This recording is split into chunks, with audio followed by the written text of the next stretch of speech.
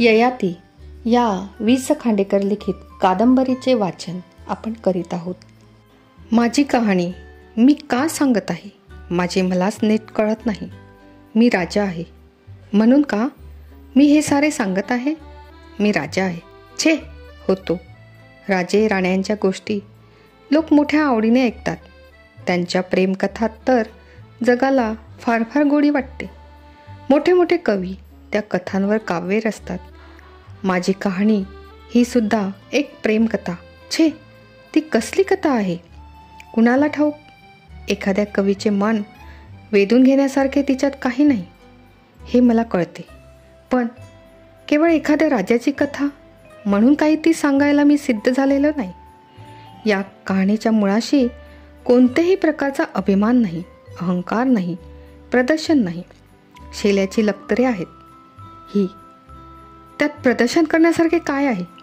राजाच्या पोटी मी जन्माला आलो म्हणून राजा झालो, राजा म्हणून जगलो, यात माझाच गुणदोष नाही. हस्तिनापूरच्या नहुष महाराजांच्या पोटी परमेश्वराने मला जन्म दिला.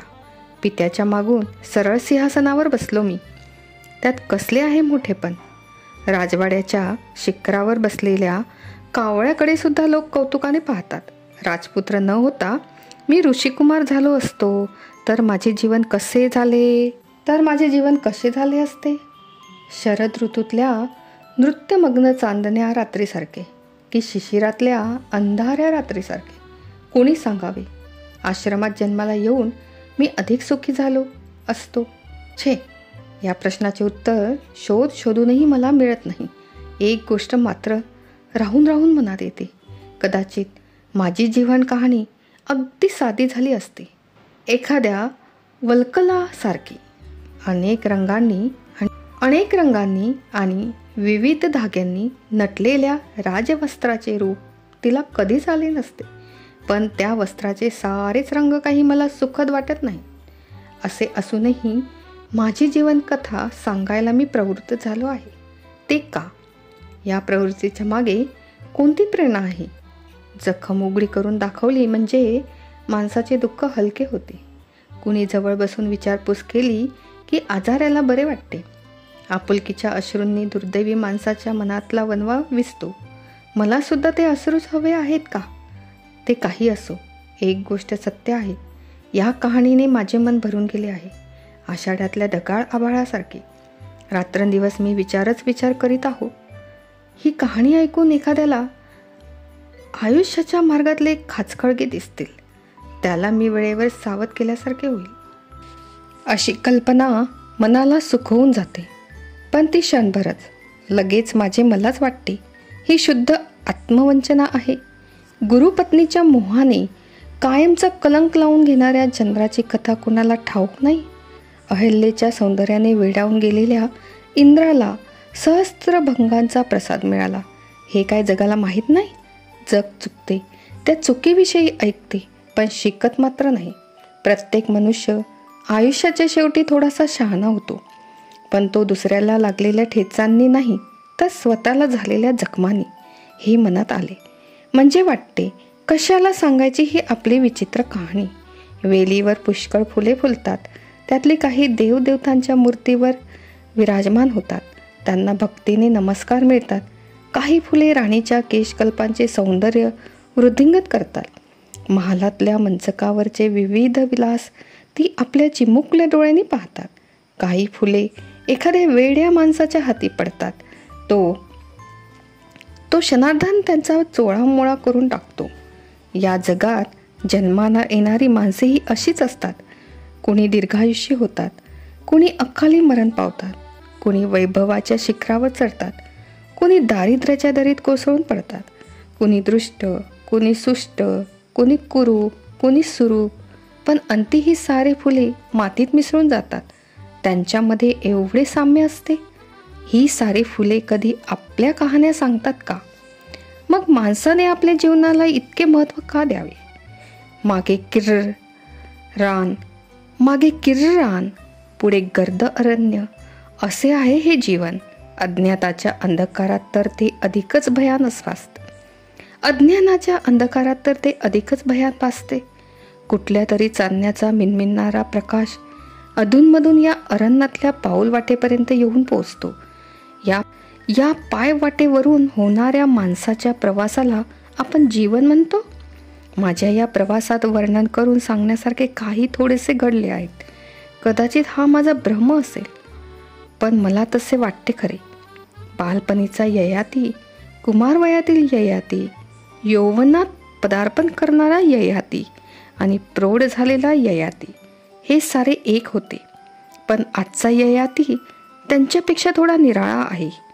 त्याच्या शरीरात तो राहत आहे, पण त्यांना जे दिसत नव्हते ते त्याला दिसू लागले आहे. सर्वांनाच अगदी अंधुक का होईना दिसावे म्हणून स्वतःची कहाणी सांगायचा मोह त्याला अनावर होत आहे. लहानपणाच्या आठवणी किती नाजूक, किती मोहक, पण किती बहुरंगी असतात.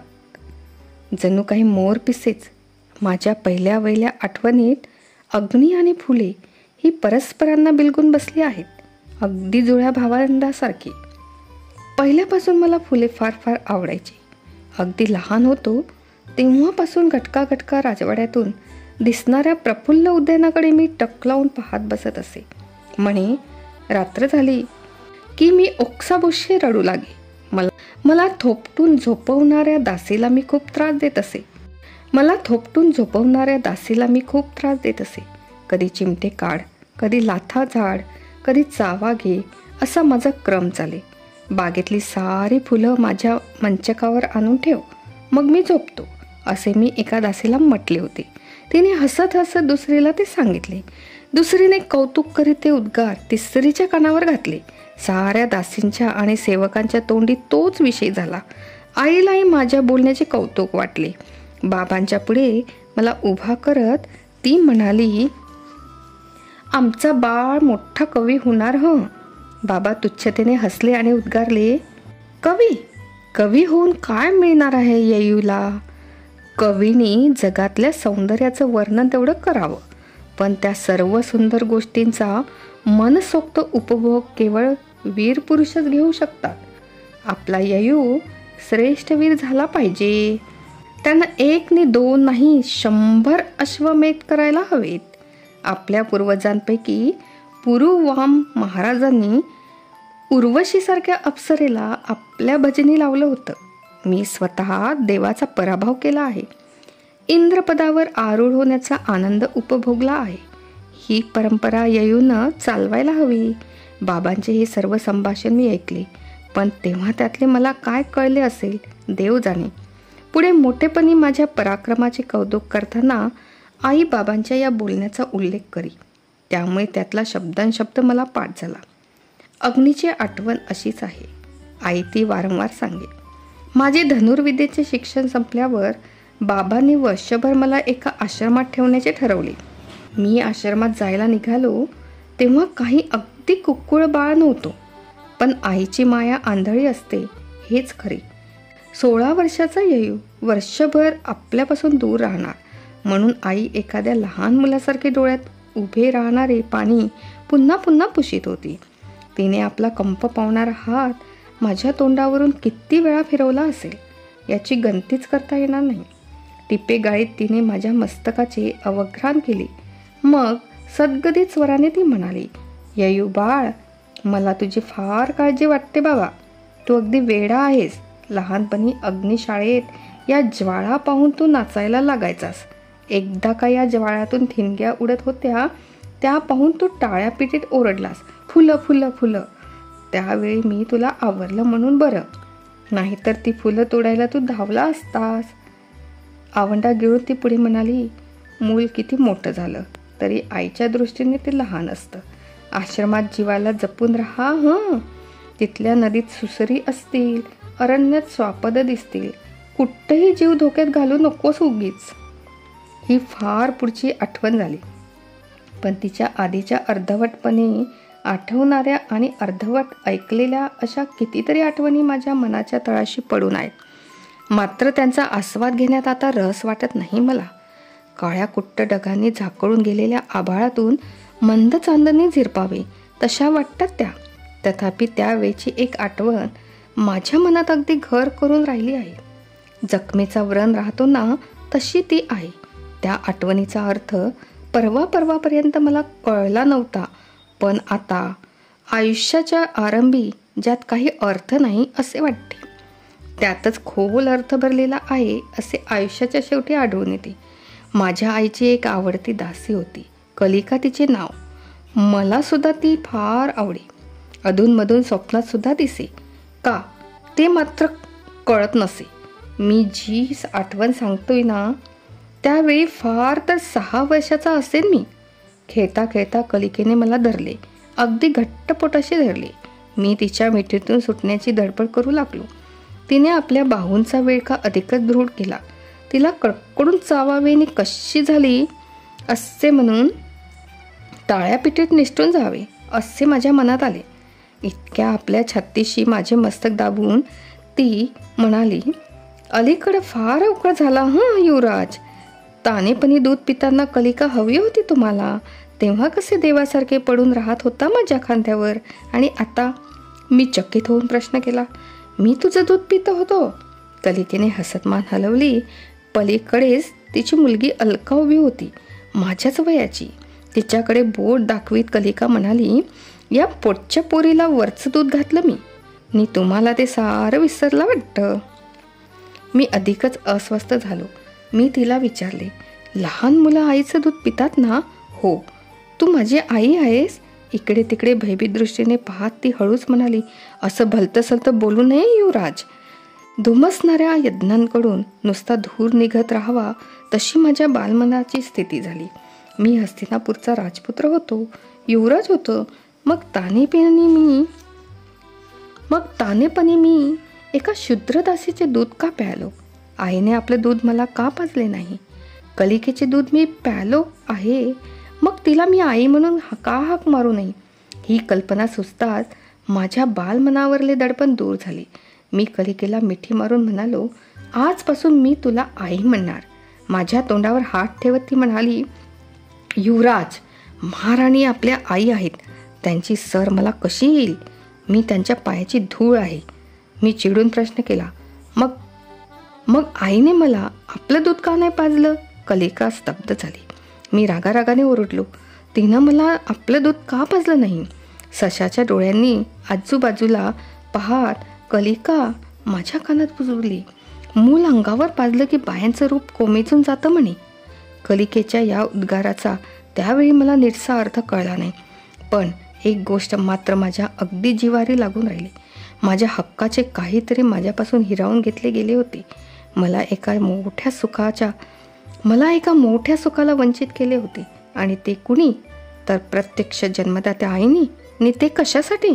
तर आपले रूप टिकावे म्हणून. आईसुद्धा इतकी स्वार्थी असते? छे, आईचे माझ्यावर प्रेम नाही.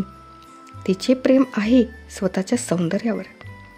जाणून बुजून मी आईवर पहिल्यांदा रागवलो. तो त्या दिवशी दिवसभर मी तिच्याशी अबोला धरला. रात्री माझ्या मंचकापाशी येऊन तिने बाळराजा, येयू अशा कितीतरी हाका मारल्या. मग माझ्या मस्तकावरून तिने हळूवारपणे हात फिरवला. त्या स्पर्शात प्राजक्ताच्या फुलांचा नाजूकपणा होता. मी थोडासा विरघळलो, पण मुक्काच राहिलो. मी डोळे उघडले नाही. माझे चिरलेले मन म्हणत होते, मोठमोठ्या ऋषीसारखी शाप द्यायची शक्ती माझ्या अंगी हवी होती, म्हणजे आईची तत्काळ शिळा करून टाकली असती मी. शब्दापेक्षा स्पर्श अधिक बोलका असतो, पण त्याला काही माणसाच्या काळजाला हात घालता येत नाही. ते काम अश्रूंनाच साधते. माझ्या गालावर उन्हा आसवे पडताच मी डोळे उघडले. आईला रडताना कधीच पाहिले नव्हते मी. माझे बालमन गडबडून गेले. तिच्या गळ्याला मिठी मारून गालाला गाल घाशीत मी विचारले, आई काय झालं ग तुला? ती काहीच बोलेना. मला पोटाशी घट्ट धरून माझे केस कुरवाळीत आणि आसवे गाळीत ती मंचकावर तशीच बसून राहिली. माझ्या गळ्याची शपथ आहे तुला, असे शेवटी मी म्हणाले. थरथर कापणाऱ्या हातांनी माझे मुख तिने वर उचलले. पाणावलेल्या डोळ्यांनी माझ्याकडे पाहत ती सद्गतीत स्वराने म्हणाली, माझं बाळ, कसं सांगू तुला ते बाळ? बाबा तुझ्यावर रागवले? बाबांना बरं वाटत नाही? छे, तुझा आवडता मोर महालातून कुठं उडून गेला, त्या मोराची नाही मला काळजी. मग माझा दुसरा मोर केव्हा कुठं उडून जाईल? दुसरा मोर कुठं आहे तो? असा उद्गार काढून तिने मला अगदी घट्ट पोटाशी धरले. फुलांचा वास घेताना मी असेच करीत असे. कितीही वास घेतला तरी माझे मन समाधान होत नसे. त्या फुलांचा चोळामोळा करून त्यातला सारा सारा सुगंध एका क्षणात आपल्याकडे ओढून घ्यावा असे माझ्या मनात येई. आई आता तेच करीत होती. मी तिचे फूल झालो होतो. तिच्या त्या मिठीत माझे अंग दुखू लागले, पण मन मात्र सुखावले. तिच्या डोळ्यातले पाणी बोटाने निपटीत मी म्हटले, नाही, मी तुला सोडून कुठं जाणार नाही आहे. कधी कधी बाळपण एकच काळ जाणते, वर्तमान काळ. मी मोठ्या उत्साहाने उद्गारलो. कधी कधी मी तुला सोडून जाणार नाही. ही भीती तिला का वाटावी हे मला कळेना. मी पुन्हा पुन्हा खोदून तिला विचारू लागलो. शेवटी ती म्हणाली, आज दिवसभर तू माझ्यावर रुसला आहेस. एक शब्दसुद्धा बोलला नाहीस तू माझ्याशी. बागेत फिरायला चल म्हणून संध्याकाळी मी तुझा हात धरला. तू झिडकारून दिलास.